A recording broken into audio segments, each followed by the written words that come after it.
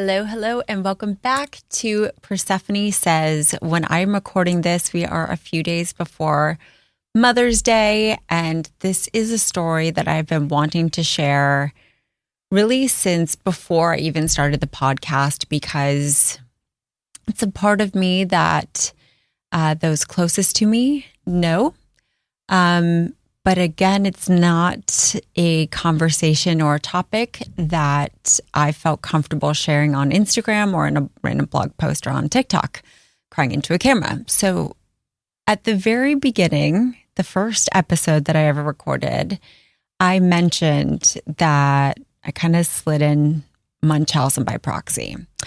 And if that's something you don't know and need to chat GPT that, I'll break it down for you in a second. But for those of you who know who Gypsy Rose is, she's kind of a pop culture icon, oddly, but she shared her story about her mother. It was made into a movie, but this is the definition of Munchausen by proxy, okay?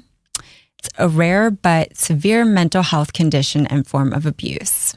A caregiver, most often a parent, typically the mother, fabricates, exaggerates, or induces physical or psychological symptoms in someone under their care, such as a child, elderly adult, or dependent person.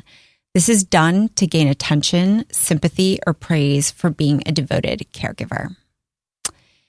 This is the story of my experience with my mother, who I am going to say allegedly, because we are not in communication and haven't been for 13 years, and I don't want to get sued. But this is my experience, and you can fill in the blanks. Okay?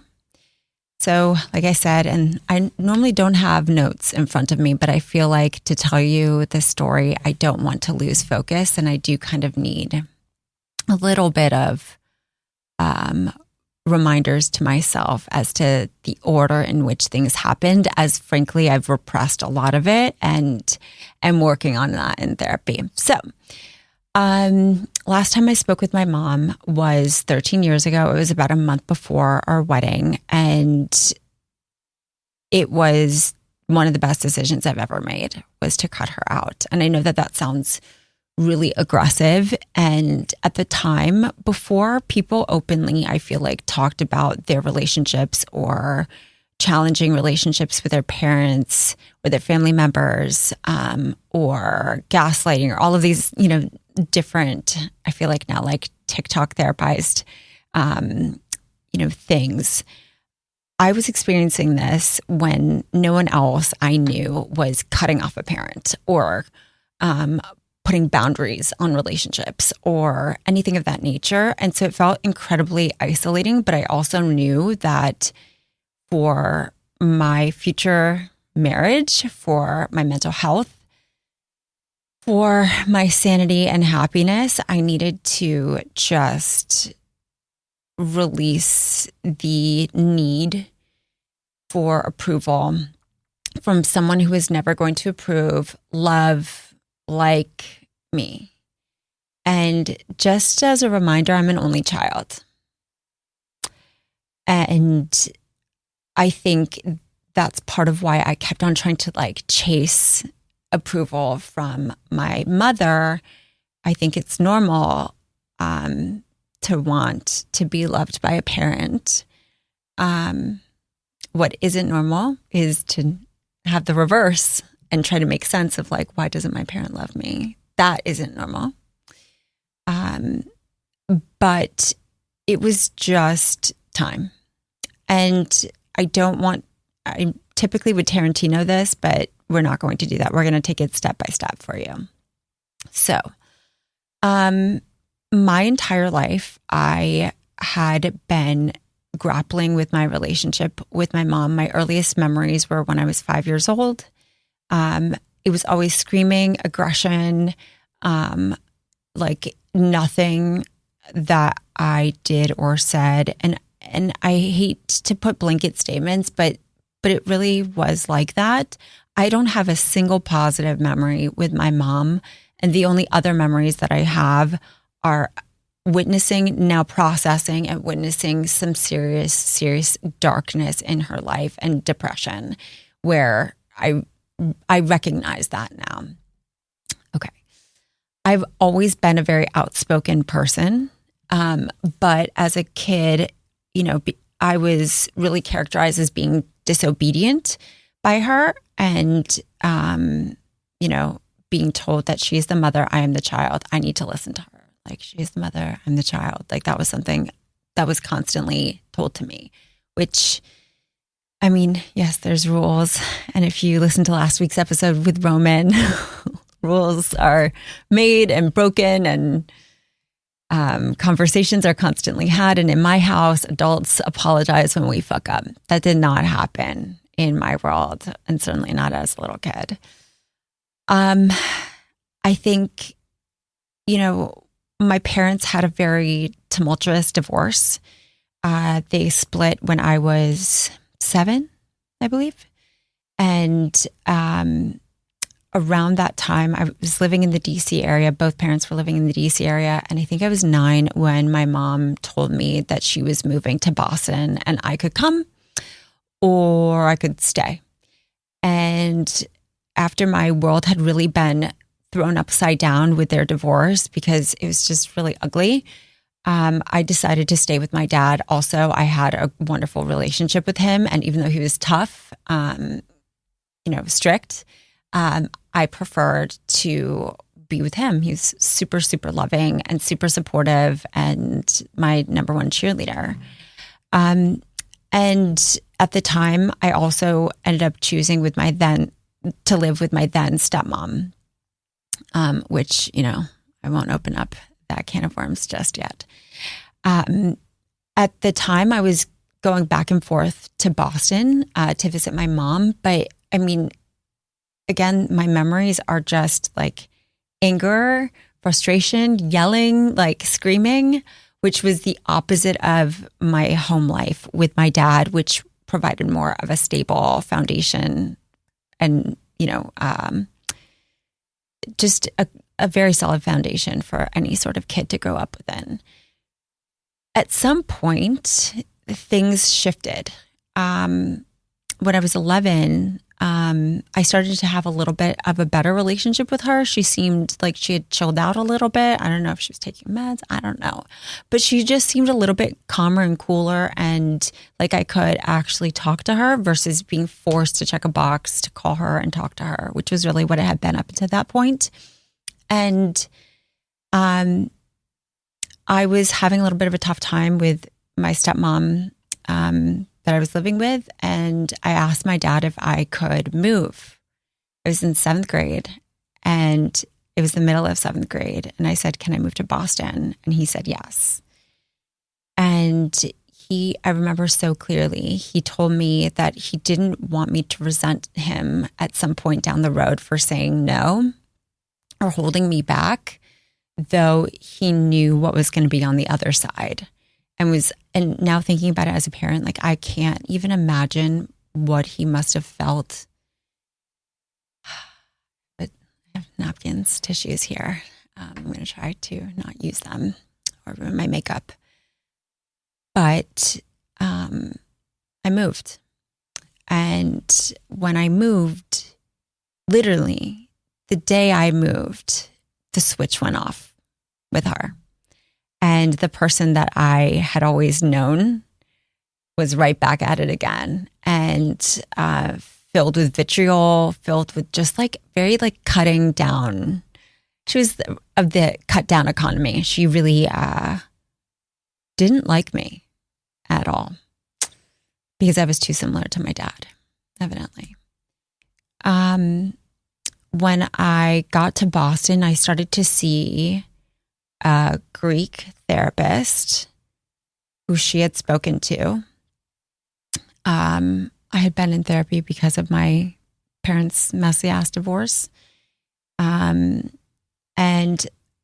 my mom is incredibly ethnocentric. And so I think for a long time, I pushed away all Greek isms, Greek culture, etc., because of that being thrusted and forced upon me, unfortunately. But that was kind of like the first step. Okay, so this therapist, she selected, I remember this woman was mostly like a little off the boat, like Greek from Greece. So she could talk to her in Greek before I got there. Then I was introduced to another doctor who was also Greek, because things just kept getting worse in a very short period of time. And the fighting with her was getting really outrageous. I was only 11 years old. And when I think about the fact that my kids are almost 8 and that I made such a big decision at 9 to live with one parent on purpose, like deliberately, it's a lot to think about what was going on in my little brain. But I made the decision. I'm in 7th grade. And she and I would just like, it was over clothes. It was over music. I mean, it was over reading my diary. It was over being too boy crazy. It was basically just like normal teen antics. And by the way, I didn't smoke. I didn't do drugs. I wasn't promiscuous. I wasn't any of those things. I was like a good student, like a good fucking kid. Honestly, the only thing that I can see, which as you could probably see from my own kid, is like a quick wit and a really harsh tongue. So I can imagine that isn't exactly lovely all the time, as now being on the receiving end of it with one of my kids, it can be tough, but it isn't, illegal. It isn't crazy for a teenager to talk back. It isn't, a sign that someone is unwell. So, every day was literally a fight.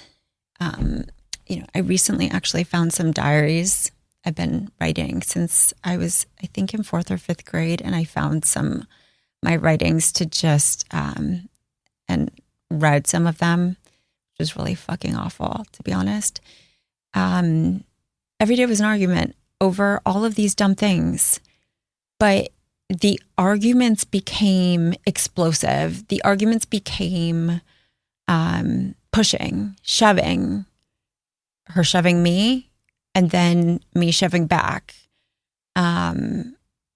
screaming, name calling. Like, I mean, I'm 11. I'm 11 and then I'm going to school like this. Then I'm coming home and I'm pissed off, obviously. Like, that's how I'm starting my morning. It was just such a level of aggression and hatred and like vitriol all the time. And I didn't have an ally. Like, I'm new to Boston. I didn't have any friends there. I made one friend there who I'll talk about because she was such a beacon in my life, still in my life now. But everyone else was a family member on my mom's side and would defend her. And so it's very isolating as a kid, right? As you can imagine. So we're fighting, we're shoving. Now I'm going to another therapist who I guess could prescribe me medication, another Greek therapist. I think I was only a few months into living in Boston the first time that my mom called the cops on me and said that I was abusing her, that I was crazy. And I was taken to Massachusetts General Hospital and also Children's Hospital in Massachusetts and put into a psych ward. This happened multiple times. I'm like sweating. I've considered reaching out and getting like my documents and things, but I mean, my dad has all of that, and I'm like, it's fine. I don't need to know more than my experience. Like, it's fine.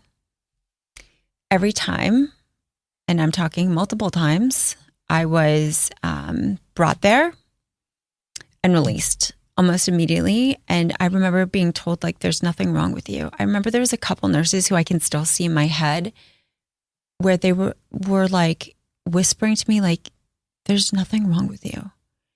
And I had scratches, I had bruises, like, and every time this would happen, my poor dad would get on a flight from DC, come to release me, and leave after I was settled back. And again, I like can't even imagine. Gonna try. I believe I was in 8th grade when I was diagnosed with bipolar disorder, which, for even the snippet of the version of me that you're getting, audio, video, or otherwise, I'm a passionate person, but I'm a pretty level-headed person.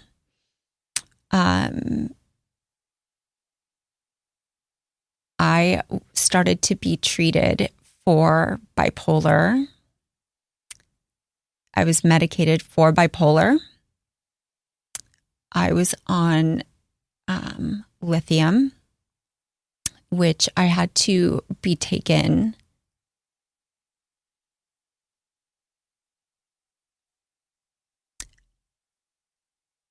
I had to be taken to get my blood drawn.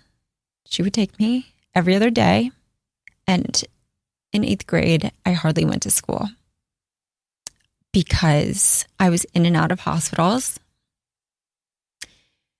And it was just too impossible, I guess. My one friend that I made, her name is Carly, stood by me. And honestly, I give so much credit to her mom, Kathy, who I'm in touch with for a multitude of reasons. Having, like, if I were on the flip side and my kid had a friend like this with a mother like that, I don't think I would want them to be friends. But they provided so much safety when nothing was safe for me. And so I was there a lot. And I think my mom also used it as reprieve for herself because she hated me so fucking bad.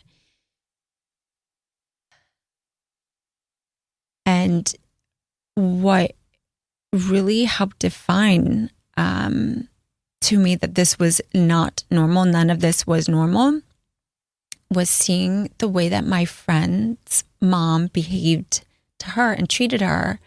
And she was honest about everything that she was feeling and doing. And, you know, I think she I can't remember if she had like a Smirnoff Ice sip in 8th grade. I can't remember, but like, it didn't matter because it was safe. And so long as she was communicating, like, nothing was wrong. She was not in trouble because there was trust on both sides. And that was such an eye-opening relationship for me. I'm like, oh, it doesn't have to be like this, because all the other examples of like parent to child ratio relationship was like, this is the parent, this is the child, you respect that parent, you do what they say. That's the way my cousins who lived in Boston were treated. Like, this is the way that it is.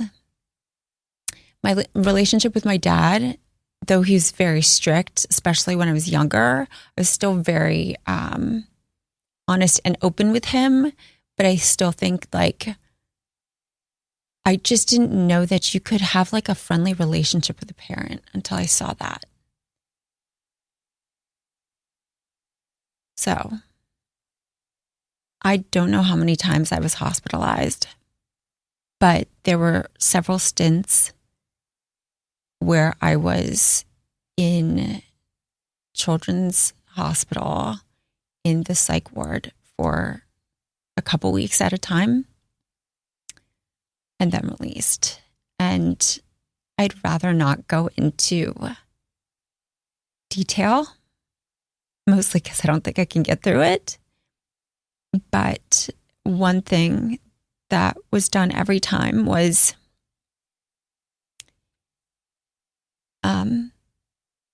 as a patient, you could put together a list of people who you allowed to see you and a list of people who weren't allowed to see you. And so my mom and all her people were on the right-hand side. My dad and my best friend Carly and her mom were on the left-hand side. And like basically the only person who could release me was him. It was just,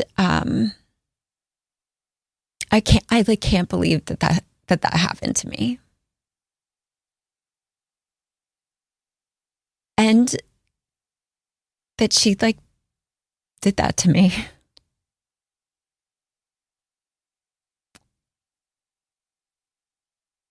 Again, I think it's really hard for people to understand how you can cut off a parent, but you do have to come to terms at some point where you're like, this person definitely does not, let's not even go with love, like me.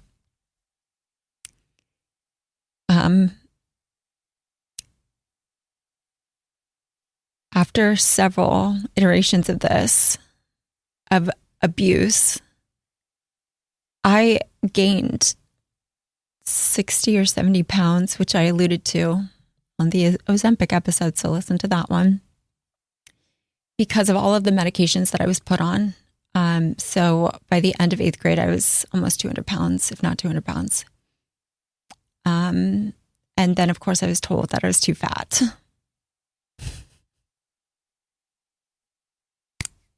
It's too fat.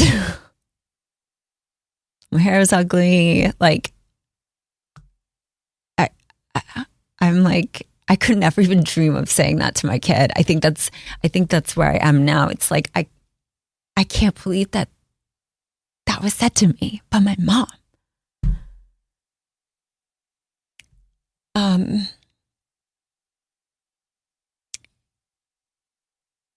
The last big episode was really big. And it was like a series of catastrophic events where my aunt, I don't talk to anybody on my mom's side, huge asterisks, not a single person. Every single person is blocked. My mom does still look at my stories daily. I've blocked her on everything else. I don't really know exactly how or why she would want any purview into my life to see what she is missing and the beautiful life that I've created or the things that I have said, but to each their own. The last big episode was my aunt came over to back up my mom. And that's what would happen is my mom would call my aunt or my cousins who are my age or my grandfather to defend her physically against me or emotionally. And this time my aunt was so angry at me. She held me down while my mom was reading court documents from her divorce about my dad. And I didn't want to hear it, because I don't give a fuck. That's my dad. There's nothing anybody can say unless he's murdered somebody. That's my dad. He's the only person who's protected me my entire life. And I was trying to get through. And I had bruises all over my body. I had hair pulled out of my head. And I ended up almost going to juvenile jail. Me, you guys. When I talk about this, I'm able to talk about it as almost like it completely I have disassociated from this unless I'm talking about it like this. Because it's fucking batshit crazy.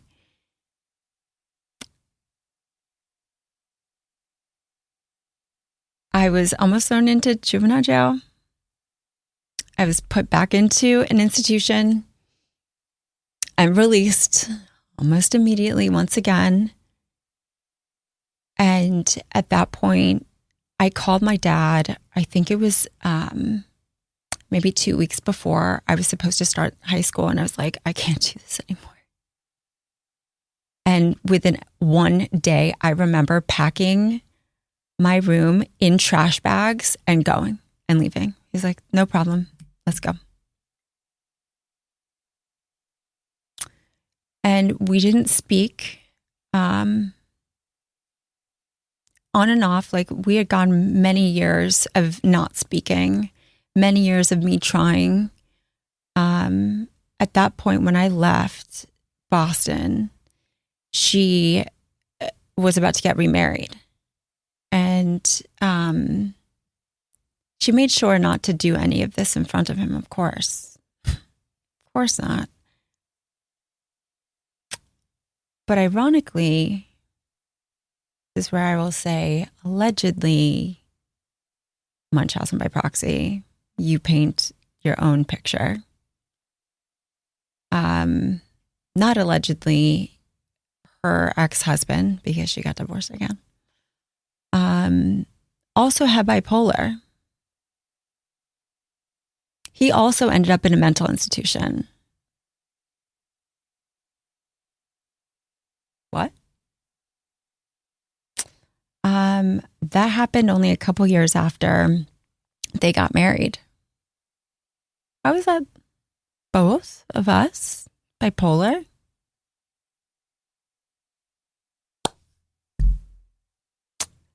When she got married, I was not present.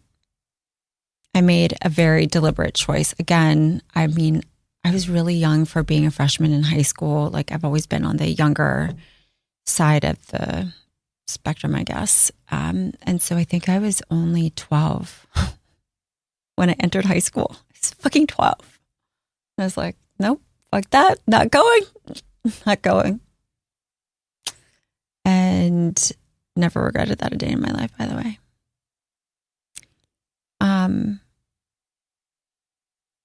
I think as an only child, again, as any kid, you're trying to make sense again. Why doesn't this person love me?